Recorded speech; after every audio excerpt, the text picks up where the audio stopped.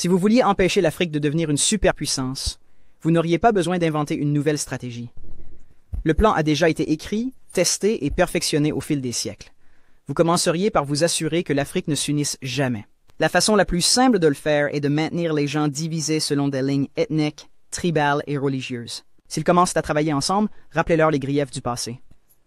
Ranimer les vieilles blessures, financer les mouvements séparatistes, garder les différends frontaliers non résolus.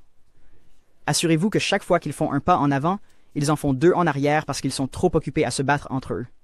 Vous installeriez des dirigeants qui servent les intérêts étrangers, pas leur peuple. Trouvez les plus corrompus, les plus facilement manipulables, ceux qui convoitent la richesse et le statut plus que le progrès. Offrez-leur du pouvoir en échange de leur fidélité. Si un dirigeant émerge qui se soucie réellement de l'Afrique, débarrassez-vous de lui. Assassinez-le si nécessaire. Mais si c'est trop compliqué, déstabilisez simplement leur gouvernement et soutenez un coup d'État. S'ils parlent de nationaliser les ressources, faites d'eux un exemple.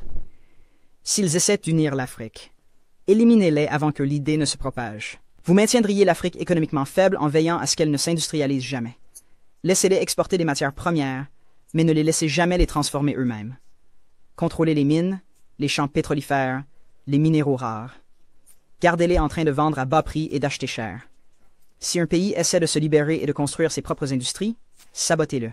Imposez des sanctions, déstabilisez sa monnaie, financez l'opposition locale, faites s'effondrer son économie. Si cela ne fonctionne pas, orchestrez une guerre civile. Les gens ne peuvent pas construire quand ils sont trop occupés à essayer de survivre.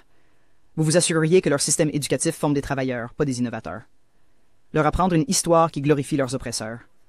Leur faire croire que leurs cultures sont primitives, que leurs ancêtres étaient des sauvages, que leur avenir dépend de l'approbation étrangère.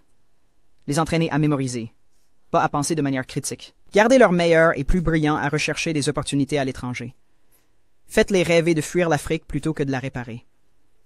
Offrez des bourses qui emmènent leurs esprits les plus brillants en Occident et ne les encouragez jamais à revenir. Laissez le continent continuer à former des médecins et des ingénieurs uniquement pour qu'ils aillent enrichir d'autres nations. Vous contrôleriez leurs récits, possédez leurs médias, contrôlez leurs histoires, dictez leur image au monde. Faites-leur croire qu'ils sont corrompus, sans espoir, éternellement en crise. Inondez leurs écrans de pornographie de la pauvreté et de zones de guerre. Montrez-leur des publicités caritatives qui les font croire qu'ils sont démunis sans aide étrangère. Minimisez leur succès. Transformez leur victoire en incidents isolés. Si un pays africain développe une innovation révolutionnaire, attribuez le crédit à un investisseur étranger.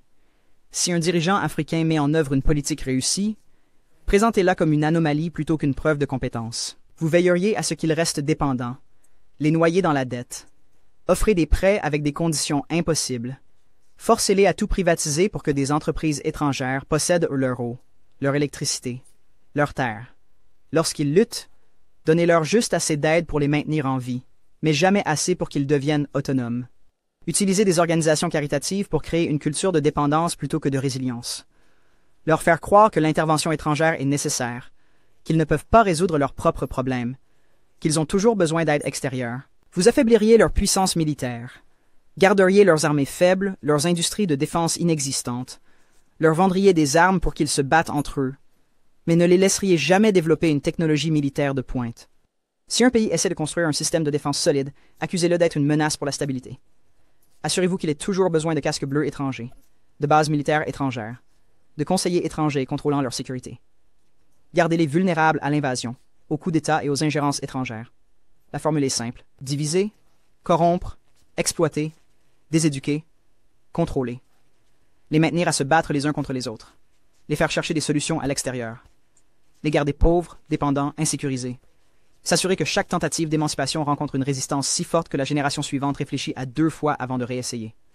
Ce n'est pas une théorie, c'est l'histoire. La vraie question n'est pas comment empêcher l'Afrique de devenir une superpuissance, mais comment l'Afrique peut briser le cycle malgré tous les efforts pour la maintenir à terre.